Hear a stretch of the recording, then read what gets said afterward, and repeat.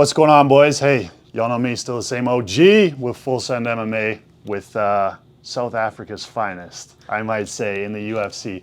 To my left, we got Mr. Cam Saaiman. To his left, we got Dricus du Plessis. Did I say that? Yeah, you got that. Perfect. Yeah, if you didn't, I would have made a comment. Because I was like, I'm waiting for this now. The interview would have been done before it started. Listen, we got UFC 285 this weekend. One of the biggest cards of the year. There's going to be a lot of eyes on it, obviously, because of the return of John Jones. So I want to get the answers from you guys individually. Like, what is that like as far as you guys being able to fight on this card and to have the amount of eyes that you're going to have on you this weekend? So Cam, let's hear you first. Yeah, it's massive. You know, John Jones, it's his return. I'm so looking forward to him absolutely kicking ass. I've been blatantly one-sided with my prediction in the build-up. I can't believe he was a betting underdog as well. So it's just, I'm going with Jones. I think he gets it done within, I think at least 4 rounds. He gets it done, yeah. 100% big Jones fan, definitely biased. Cyril Gain is great, but with Jones, he's been off for various reasons for a while. And people always talk about the ring rust, but a guy like that, he's special. I think he's one of those guys that ring rust just doesn't apply. That rule doesn't apply to him. He has the BMT of when that guy shows up, he's a winner, and that's what he's going to do. He's going to win. He'll find a way. I mean, if you look at that Gustafsson fight, if you look at all the fights where he's faced some adversity, he finds a way. His IQ is insane. He looks huge at heavyweight. It's going to be interesting to see, because a lot of times you see it with guys where they go up a weight. Let's take Max Holloway for example.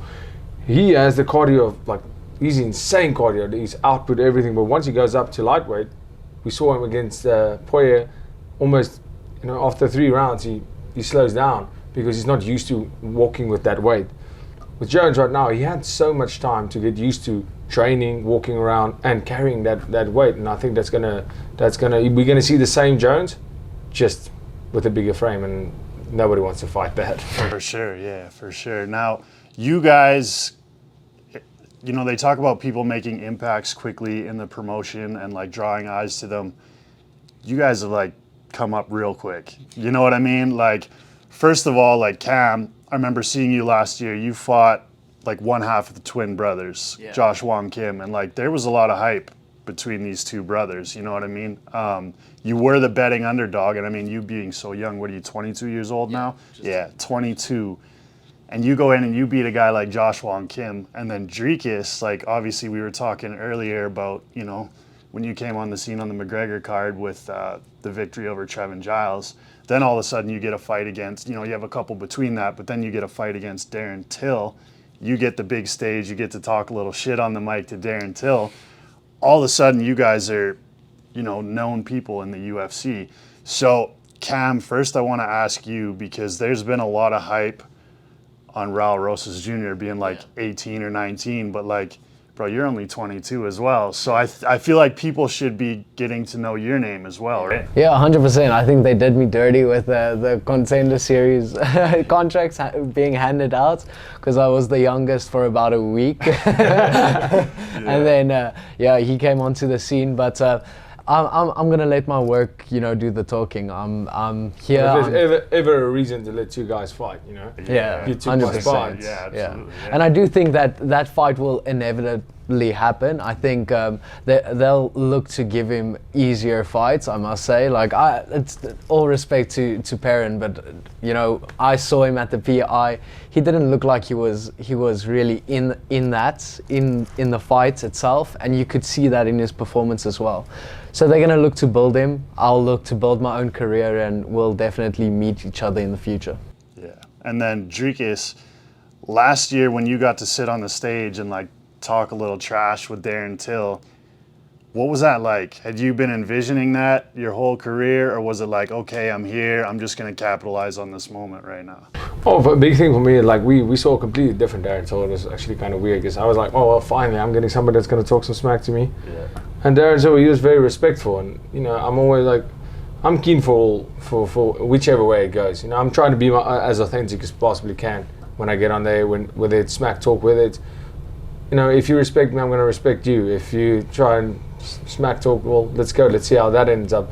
So with Darren Till, I was obviously expecting it. You know, we all know Darren Till, but you know, he wasn't really. I was almost like, "Are you sure?" Yeah. Or is that He was like nice Connor He as was well. like, it was like we saw a nice corner up there. So it was, it was definitely, he made a shift, I guess, in his mental capacity. I think for him a big thing was, you know, confidence-wise, you know, after suffering a few losses, like, listen, let's just get this win and then we can go on. And I honestly feel that they saw me as who's this South African guy? As let's just get back in the winning column. Let's just get the confidence back up. Let's just show the people we're still here. And obviously I came to spoil the party, but no, at that stage it was absolutely amazing. You know, when I stepped into a cage and a guy that I admire, a guy that I've always looked up to, not as an opponent necessarily, but just as a fan, in Darren Till. When I stepped into that cage and saw him across from me, I just realized like I do belong here. I'm going to be the champion of the world.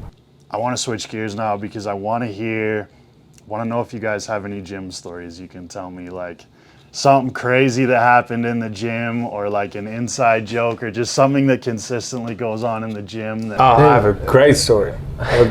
So, Cameron. I have a great story. Mental coach, team manager, Henny. Big shout out to Henny. He asked Cameron. Just okay. No, wait. He's gonna be just before I made my UFC debut. Yeah. He asked Cameron, "So, who's your favorite middleweight?" No. No. He asked him, "Who's your favorite middleweight in the world?" And Cameron went, "That was not the question." Darren Till. Darren Till is my favorite middleweight in the world. And he asked Henny, "And you?" And then he said, "Well, Dricus, of course." Yeah. And Cameron went like, "Oh, are you talking like?" And he was like, "Listen, you said it. You could have chosen anybody." So, and Cameron definitely, in all opinions, like I was skeptical of training. You know, I know this guy was such a big Till fan that, you know, I think if we should see his bet slip, he definitely betted for me to lose. And that's, just for the record, that's what everybody says. That Cameron, when we did some special, like let's say we did some proper game planning for the fight, Cameron needs to leave the gym. I asked him. I was like, Cameron, get out of here. I know you're gonna show him. I know you're gonna speak out of the gym, and that's. Okay, I must say, like he did catch me slipping, but the question was, who do you think will do well at middleweight? Like who will do well in the middleweight division in the UFC? And I said no. You know, Darren Till is moving up from. I wasn't even in the UFC then. No. I thought the question was nothing related to you fighting Darren Till. It was just about who do you think will do well in that division. So I said, no, I think, you know, Darren Till moving up from welter to middle, I think he'll do well. He'll be a little bit heavier, maybe punch a little bit harder. Yeah, but he's still an 85er. That's what I'm saying. Like, of all the names, you could have chosen me or Darren Till, and you chose that. Saying what happened. It's like when people ask you, like, what's your favorite food? You obviously the South African food, like our home cuisine, you're not even going to count that in because that's just automatically number one. No, you're going to pick something else. Worst case mate ever. Right to jail. Right to jail. So if your mom cooks you dinner, are you going to be like, no, Mom, I'd prefer a hamburger? Yeah. No, well, it depends, you know, like, my mom can't cook as well, so she doesn't cook very well. I'm distancing myself from this conversation officially. So Dricus gets his hand raised and Cam's giving you a golf clap, and at the same time he's checking his bank account. Yeah, he had one on the back burner, at least like a safety one. Yeah. I made my money back. Yeah. Oh my God. Well, we had a very interesting urine function about 2 years ago, which we were, so like 2 blocks from our gym, we have a driving range, which we... Wait, what did you just say? A urine function? Year-end function? It's like... I was like, wait a minute. Year-end, okay. Just like where the protein comes together, and we actually have quite a big protein. We have like, you know, at least... Well, big in considering It's big for South Africa. Yeah, I think we have Like about 20 people, and Yeah. obviously people that has retired, people are not fighting anymore, but everybody for the year everybody comes gets together. So, and we were celebrating properly. You know, we had some, a lot. Our team very well known for celebrating properly. Very properly, and I think I think the next morning. One of our teammates woke up on our coach's bar at his house. We have no idea how we got there. Where did you wake up? In my bed. No, you're lying. No, No, I think. Probably. Yeah. But I mean, that's what year-end function is all about. It's like celebrating the year, and South Africans. We go hard, man. Yeah, we go. South Africans, yeah. We work hard and we play hard. It's something we pride ourselves on. So that's always great, and I think that's a big part of the unity we have as a team. Yeah. Is the fact that we went together, we released together, and we celebrate together. Yeah. Except when he's fighting Darren Till. Yeah, Except for that, like everybody was there except for Gavin. And it's funny because that week we were celebrating obviously after the fight, I was there for like 3 more days, celebrating every day, going crazy. And Gavin was like there the fight night, but after that I didn't really see a lot of him, so he wasn't celebrating it. Yes, That makes sense now. I don't even know what to say. Right, this sucks. So this is what we have to do. Listen, we always roast the younger guys. When I worked on job sites, the older guys always roasted the younger guys. It's just how life works. So what is the post-fight celebration going to look like in Vegas? Like, is this hotel room going to be trashed? Probably not, because we'll lose our deposit. But well, let's see what happens. I always make a list of places that I would like to visit after a fight, and then we never get to that because we just like the closest thing that's open. We try and eat as much attack. and drink as much. Yeah. So I don't know. Maybe. There's like this Italian place across the street that has like these cafeterias full of pizza, and I just want to go there. Pizza seems like a big thing among fighters and post fight. I think it's the fact that you have to, like, all the carbs, everything that you're cutting, your body just wants that. So, I mean, for me, I want to get in as much food as I possibly can, but on fight night, and obviously I want to get as much beer as I possibly can. So I never get like party hard on the night of the fight, whether it was a short fight, a long fight, whether it was an easy night or a hard night at the office. It's just an adrenaline dump that I get, and then the next morning we wake up ready to rumble, and that's when we hit the streets. It's like training early morning as well. I think that celebratory day also starts very. It starts early. It starts early. It starts with not water, and it's ready to go. Yeah. So kid, are you joining us? Do you want to join us? I think we got to film it if we do. Well, I mean, absolutely. if you did 100%, and then we'll show you that these South Africans go hard. Man. So the first mistake I made when making my professional debut was I told Dricus, like, because he was defending his title, his middleweight title in the UFC, and I was like, we did this whole training camp together. And I want to do the celebratory. He's famous for having about a celebratory week. I want to do the celebratory week with you, So it's like 5 days, 6 days. And Dricus, once he finishes his fight camp, what do you get back up to when you're doing the celebratory week? So you're probably sitting around easy 125. 225. Yeah, 225. And you weigh how much after your fight? So like I pick up after the fight, like that, after the week, around 225, and like the day after the fight, I'm probably around like 215.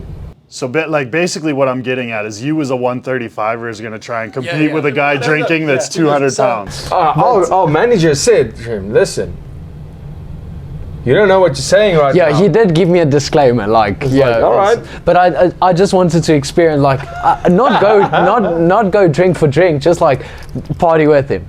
Like when I say we're going, we're going. So we started we also have a Guy Fieri's restaurant at the Sun Arena where we fought. Started that night. It was like, okay, still going strong. That next day, Sunday. Yeah, this guy, I'm phoning him. I'm like, hey, it's no. Sunday we were good to go. Yeah. Monday good to go. Tuesday morning, I called him and I was like, can I please have a day off? Yeah, because even on Monday I was like. Because now I'm in my sleep routine. I phoned him early. I'm like, let's get up, man. Let's go. So by Tuesday, I was like, can I please have a day off? And he's like, okay. Yeah, I'm phoning this guy. I'm like, already got you a beer. We had breakfast. Where are you? And he's like, please. please. Just one day, and I promise tomorrow I'm back. Yeah. And I'm like, That Wednesday morning, he called me. Where you at? I was let's like, go. So I had to just like go to wherever that was. I think it was still like a R&R restaurant. Yeah, something like that. Yeah. And, So how many days did you make it?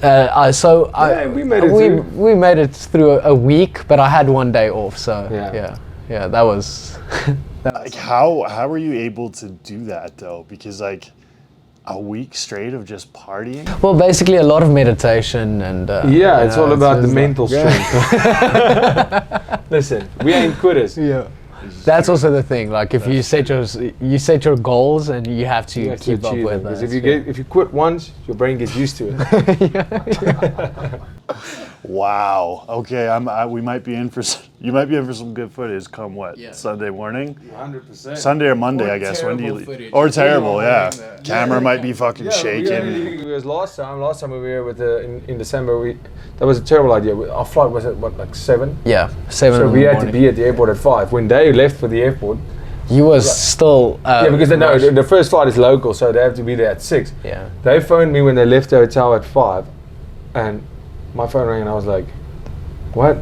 I looked at the phone, and they're like, "Listen, we're in the lobby, we're leaving." Yeah.